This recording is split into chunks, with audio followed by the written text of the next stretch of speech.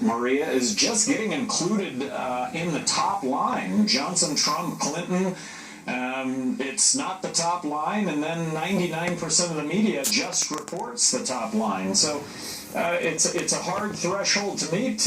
We're giving ourselves a better than 50% chance of actually getting there. And if it isn't the first debate, the clock will keep ticking. So you could potentially make the second or third debate. We're still believing that we can run the table on this whole thing. Wow. All right. So we know that both Donald Trump and Hillary Clinton have very high negatives, and some people are saying they're going to vote for one because they don't like the other.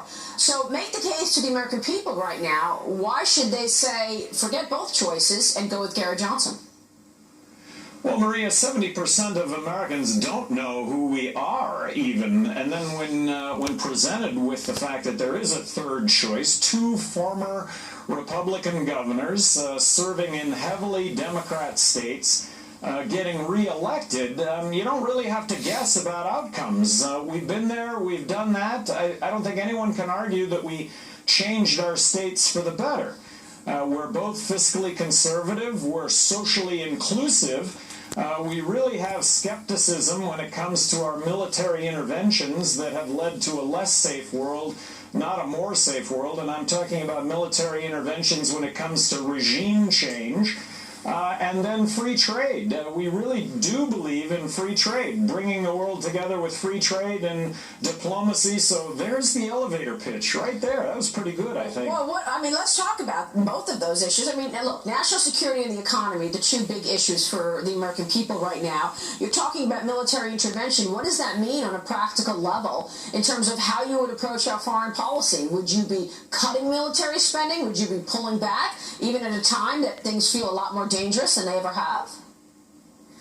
Maria, I think what's really significant is that there was a poll 3 weeks ago by active military personnel on whom they favored to be president of the United States, and I actually won that poll.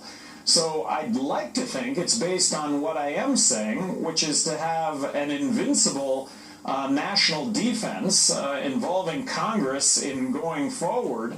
But when we get involved in regime change, and by the way, ISIS, it is a threat, and we will see those sands move through the hourglass. But there will be a void, just like with Al-Qaeda. We didn't even hear about ISIS until 2 years ago.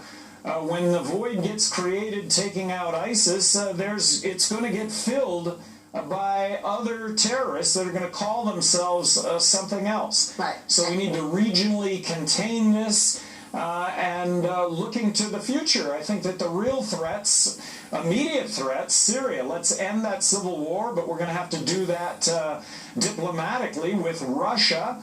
And North Korea, we're going to have to deal with that diplomatically, and it's going to have to involve China. So just to be clear, you will pull back and you will look for help from China.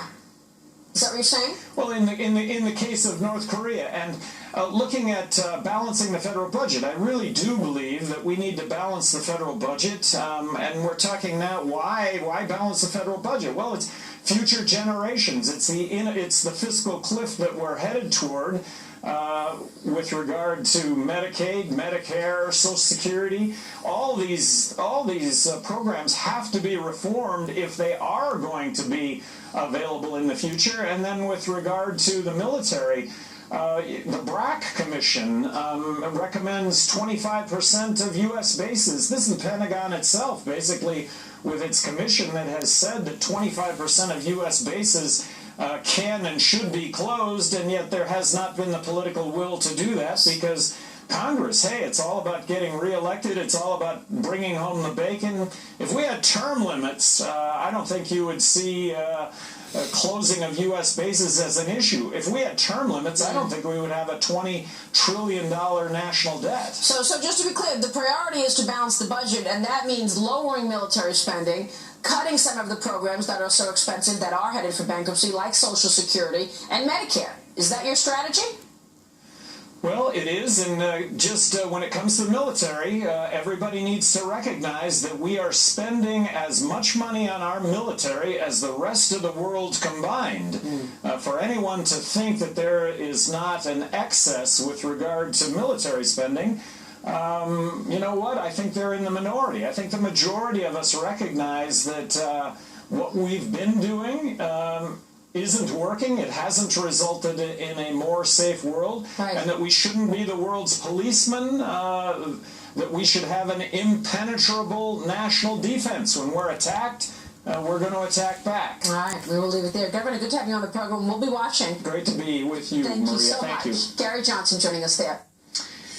And now with a look at what's coming up on Media Buzz, let's check in with Howard Kurtz. Howie?